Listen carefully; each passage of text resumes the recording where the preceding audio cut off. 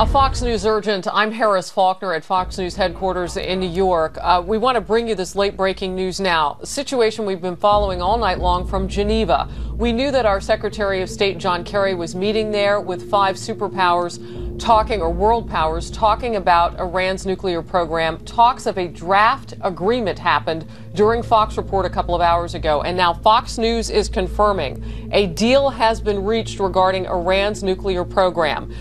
The French foreign minister says Iran and 6 world powers have reached a first stage agreement on curbing Iran's nuclear program in return for sanctions relief. Now remember, Iran has been feeling the economic pain of sanctions that the United States and other allies have pressed upon that country. We're looking live now at the location where they were meeting at talks in this 4th day. And because of the time difference, obviously 3:15 in the morning there in Geneva, Switzerland, talks have then gone on into the 5th day. Now, they said a few hours ago as we went to air live that talks had wrapped officially. But we know as these things go, sometimes things will happen behind the scenes. We were monitoring this, and that's exactly what it looks like has happened. They kept meeting behind closed doors, and now these hours later, now into the 5th day of talks, they have reached a deal. Details of this deal may not come out right away. We're waiting for a formal announcement. We do know that it could possibly come from the president. President Obama, they're gathered at the White House, has called back the press corps. They're there. We're not sure if that will come in a short while, but we can tell you this. Secretary of State John Kerry has not left that location. We've seen a lot of other people leave. A monumental thing if we have actually gotten a deal with Iran over its nuclear program. Remember, just a few hours ago, if you've been watching Fox News, we've been telling you Iran set a sticking point. It would not budge. It said it has a right to enrich uranium. It will not do a deal without that. The world powers, the United States, said absolutely not. That is the deal breaker. You have to stop enriching uranium. So we don't know exactly what they've agreed upon, but we know that that was a hinge point. As we learn more, of course, we'll bring it to you. But the big headline right now, Fox News can confirm a deal reached about Iran's nuclear program. If the president comes forth, if the Secretary of State comes forth, any more news on this, we're on it at Fox News in the newsroom. We'll bring it to you.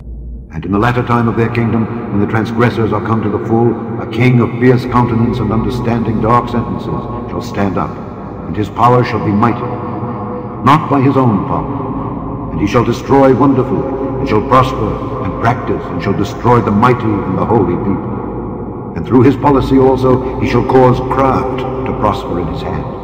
And he shall magnify himself in his heart, and by peace shall destroy many. He shall also stand up against the Prince of Princes, but he shall be broken without hand.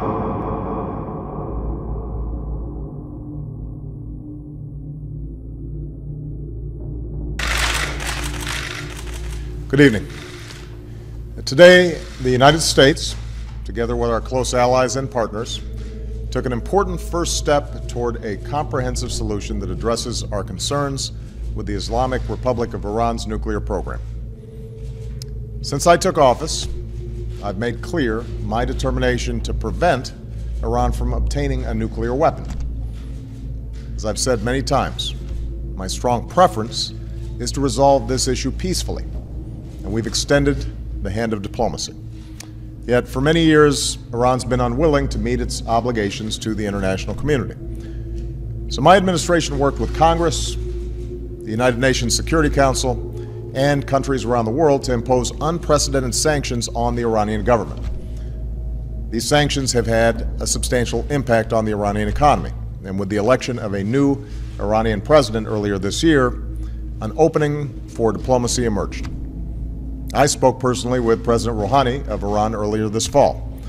Secretary Kerry has met multiple times with Iran's foreign minister, and we have pursued intensive diplomacy, bilaterally with the Iranians and together with our P5+1 partners, the United Kingdom, France, Germany, Russia, and China, as well as the European Union.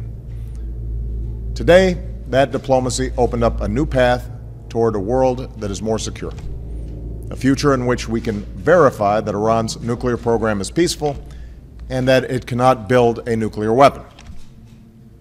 While today's announcement is just a first step, it achieves a great deal.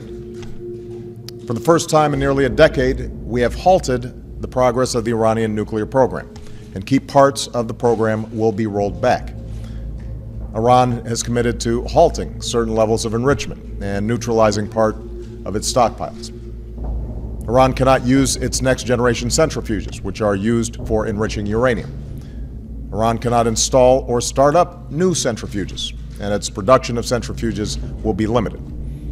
Iran will halt work at its plutonium reactor, and new inspections will provide extensive access to Iran's nuclear facilities and allow the international community to verify whether Iran is keeping its commitments. These are substantial limitations which will help prevent Iran from building a nuclear weapon. Simply put, they cut off Iran's most likely paths to a bomb.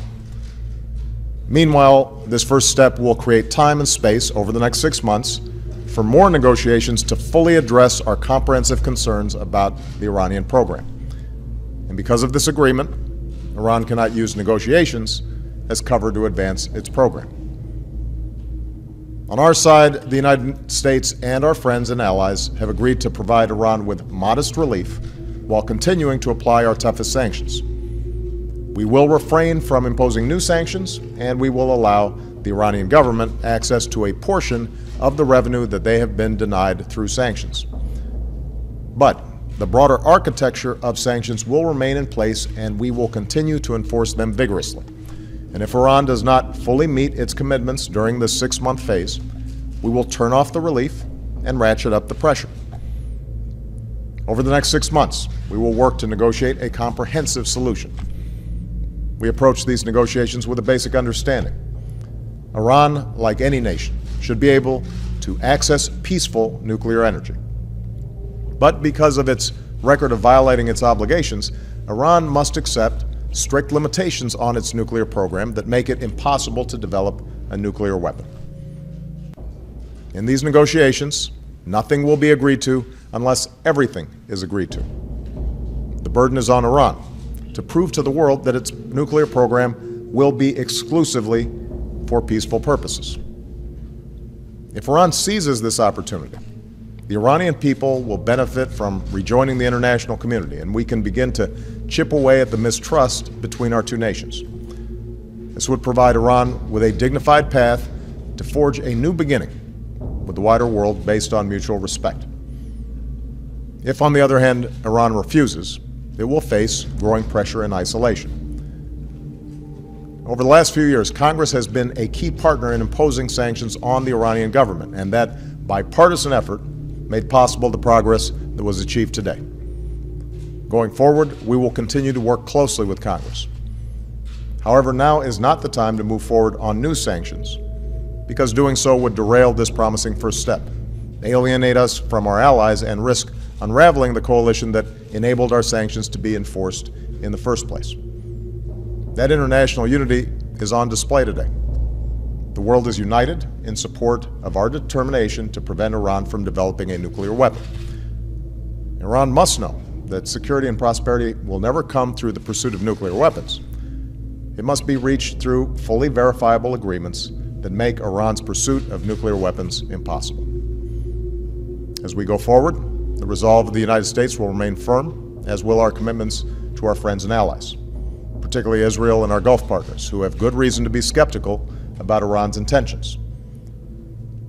Ultimately, only diplomacy can bring about a durable solution to the challenge posed by Iran's nuclear program.